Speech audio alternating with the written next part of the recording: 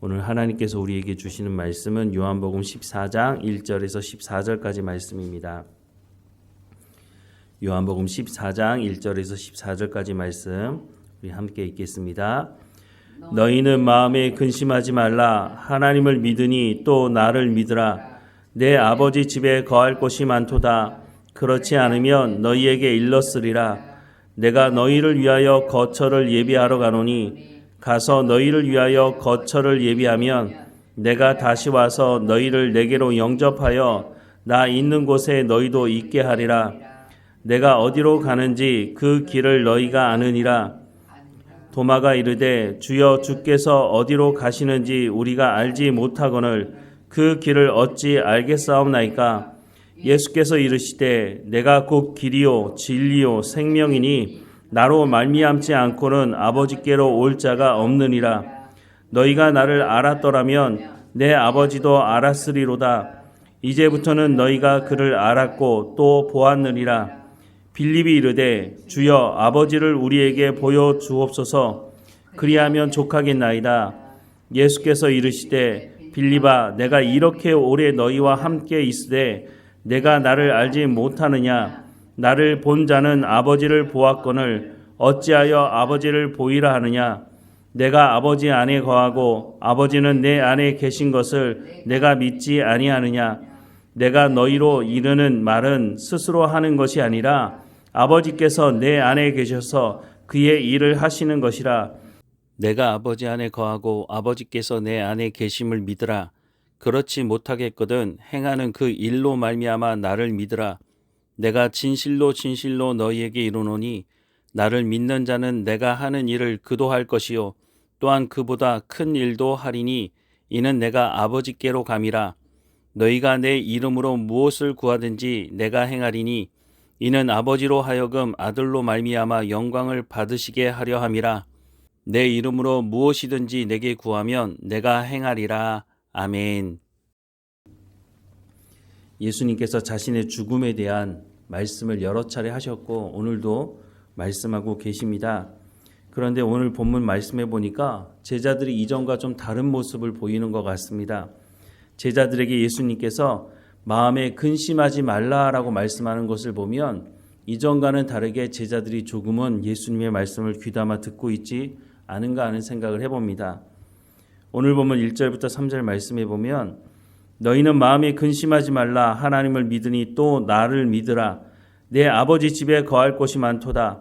그렇지 않으면 너희에게 일렀으리라. 내가 너희를 위하여 거처를 예비하러 가노니 가서 너희를 위하여 거처를 예비하면 내가 다시 와서 너희를 내게로 영접하여 나 있는 곳에 너희도 있게 하리라 라고 말씀하십니다. 예수님은 자신의 죽음만 말씀하신 것이 아니었습니다. 예수님은 죽음에 대해서 말씀하실 때 반드시 부활에 대한 말씀을 하셨습니다. 그런데 오늘 본문에는 거기서 한 걸음 더 나가서 내가 갔다가 다시 올 것이다. 너희가 거할 거처가 준비되면 내가 다시 와서 너희를 내 있는 곳에 영접하겠다라고 말씀을 하십니다. 사도행전 1장 9절부터 11절 말씀에도 보면 이 말씀을 마치시고 그들이 보는 데 올려져 가시니 구름이 그를 가리어 보이지 않게 하더라. 올라가실 때에 제자들이 자세히 하늘을 쳐다보고 있는데 흰옷 입은 두 사람이 그들 곁에 서서 이르되 갈릴리 사람들아 어찌하여 서서 하늘을 쳐다보느냐. 너희 가운데서 하늘로 올려주신 이 예수는 하늘로 가심을 본 그대로 오시리라 하였느니라 라고 말씀을 하고 있습니다. 예수님께서 다시 오실 약속을 하셨고 또한 승천하신 그때에도 천사들이 예수님 다시 오실 것이다 라고 하는 말씀을 제자들에게 해 주셨다고 하는 것입니다. 그래서 오늘 우리가 신앙생활 하면서도 예수님의 재림을 기다리는 마음을 품고 우리가 신앙생활하고 있는 것입니다. 예수님은 한 걸음 더 나가서 이제 자신이 누구이신지에 대한 구체적인 말씀도 해주십니다. 6절과 7절에 보면 예수께서 이르시되 내가 곧 길이요 진리요 생명이니 나로 말미암지 않고는 아버지께로 올 자가 없느니라. 너희가 나를 알았더라면 내 아버지도 알았으리로다. 이제부터는 너희가 그를 알았고 또 보았느니라 라고 말씀하십니다. 예수님께서 자신을 통하지 않으면 아버지께로 갈 수 있는 방법이 없다라고 말씀하십니다. 예수님께서 자신을 길이요, 진리요, 생명이라고 말씀해주고 있습니다. 예수님께서 이 말씀을 처음 하신 것은 아닙니다. 이미 예수님의 그 오병이어의 기적을 경험했던 사람들이 찾아왔을 때 너희가 육신의 양식을 구하지 말고 하늘로부터 내려온 생명의 떡을 먹으라고 말씀하셨죠. 그 생명의 떡을 먹어야 너희가 살 수 있다는 것을 이미 말씀하셨습니다. 그런데 예수님께서 오늘 본문에 또다시 말씀하십니다. 내가 곧 길이요 진리요 생명이라고, 나를 통해서만 하나님께 나아갈 수 있다라고 말씀을 하십니다. 그런데 이 말씀을 당시 유대인들은 잘 받아들이지 않았습니다. 예수님께서 보여주시는 표적을 보고 또한 예수님께서 전하시는 하나님의 말씀을 들음에도 불구하고 예수님을 따르기는 했지만 결국은 이 사람들이 예수님께서 십자가에 못 박히신 이후에는 모두가 다 흩어져 버렸던 것을 우리는 알 수 있습니다. 왜냐하면 이 사람들 마음 가운데 어떤 생각을 가지고 있느냐면 율법이 우리를 살려줄 것이다 라고 하는 생각을 가지고 살아왔기 때문입니다. 이 사람들이 이런 생각을 가지게 된 이유는 바벨론 포로 이후에 생각이 바뀌었기 때문입니다. 이 사람들이 나라가 망하고 성전이 무너지고 난 이후 포로 생활을 하게 되는데 이 사람들이 포로 생활하면서 생각을 해보니까 야, 우리가 어떻게 망하게 됐지? 어떻게 성전이 무너졌지? 이건 말도 안 된다. 이런 생각을 하게 된 거죠. 왜냐하면 당시 전쟁이라고 하는 것이 신들의 전쟁이라고 생각을 했고 그래서 전쟁에 패하게 되면 자신들이 섬기는 그 신이 승리한 그 나라의 신 밑으로 들어가게 되는 것이었습니다. 그러니까 이스라엘 백성들 생각에 아니 그러면 바벨론 사람들이 섬기는 신이 우리가 섬기는 그 하나님보다 힘이 더 세단 말이야? 우리는 온 천지 만물을 하나님께서 창조하셨다고 믿고 살아왔는데 그게 잘못된 건가? 이런 생각을 하게 된 겁니다. 그런데 결국은 이들이 하나님의 말씀을 듣고 순종하지 않았기 때문에 자신들의 나라가 망했고 성전이 무너졌다고 하는 것을 깨닫게 된 거죠. 그래서 회당 교육이라고 하는 것이 시작됩니다. 철저하게 자녀들부터 하나님의 말씀을 가르쳐야 되겠다라는 생각을 가지고 회당 교육이 시작되었고 70년 포로 생활을 마치고 다시 돌아와서 성전을 재건하면서 그때는 우리가 하나님의 말씀대로 살아가야겠다고 하는 작정도 했던 것을 보게 됩니다. 그런데 그런 작정도 오래가지 않았습니다. 하지만 어쨌든 나라가 망하고 난 이후에는 회당 교육을 하면서 야, 그래도 우리가 철저하게 율법을 가르치고 율법대로 살아야 돼. 그 말씀을 시작하는 것은 어쩌면 다행이었는지 모르겠지만 시간이 가면 갈수록 어떻게 변질되었느냐면 하나님의 말씀은 뒷전에 두고 장로의 유전이라고 하는 이 안식일을 어떻게 지킬 건데 안식일을 철저하게 지키려고 하면 이런 것은 해야 돼. 성경에서 말하는 그 본질로부터는 벗어나고 규칙과 규범들을 만들어 놓고 이것을 잘 지키면 하나님의 말씀에 순종하는 거야. 그렇게 시간을 지나보다가 예수님 시대에도 그러지 않습니까? 예수님께서 하나님의 말씀의 본질을 가르치시는데 그 당시에 바리새인들이 뭐라고 말합니까? 왜 장로의 유전을 지키지 않느냐라고 말을 하는 것이죠. 이 사람들 안에 이런 생각을 하면서 율법이 우리를 구원해 줄 거야 라고 하는 생각들을 굳건하게 가지고 있었다는 것입니다. 메시아가 와서 예수님께서 자신을 진리요 생명이요 예수님께서 자신을 길이요 진리요 생명이라고 아무리 말씀하셔도 아니야, 율법이 우리를 구원해 줄 거야 라고 하는 생각을 가지고 있었기 때문에 이 사람들은 예수님의 말씀을 귀담아 듣지 않았다고 하는 것입니다. 이런 영향이 제자들에게는 없었을까요? 제자들도 동일한 생각을 가지고 있었던 거죠. 그 제자들에게 그것이 아니라고 말씀하시는 겁니다. 오늘 6절 말씀을 다시 보면 예수께서 이르시되 내가 곧 길이요 진리요 생명이니 나로 말미암지 않고는 아버지께로 올 자가 없다라고 하는 것을 말씀하고 있습니다. 율법이 너희를 구원해 주는 것이 아니라 너희가 아무리 율법을 지킨다고 한다고 한들 너희가 그 율법 전체를 완전하게 지킬 수 있느냐라고 묻고 있는 거죠. 그럴 수 없다고 하는 것을 로마서는 말씀하고 있습니다. 그래서 로마서 말씀해 보면 믿음의 법을 말하는데 그것은 예수 그리스도의 십자가 사건을 통해서 하나님의 부르심을 받은 사람들이 구원받는 원리에 대해서 말씀하고 있다고 하는 것입니다. 오직 예수 그리스도를 통해서만 하나님께 나아갈 수 있다고 하는 것을 말씀해 주고 있는 거죠. 우리가 예수 그리스도께서 십자가의 죽으심을 믿고 부활하심을 믿고 다시 오실 그 예수 그리스도를 믿는 것이 바로 그 원리를 말씀해주고 있다고 하는 것이죠.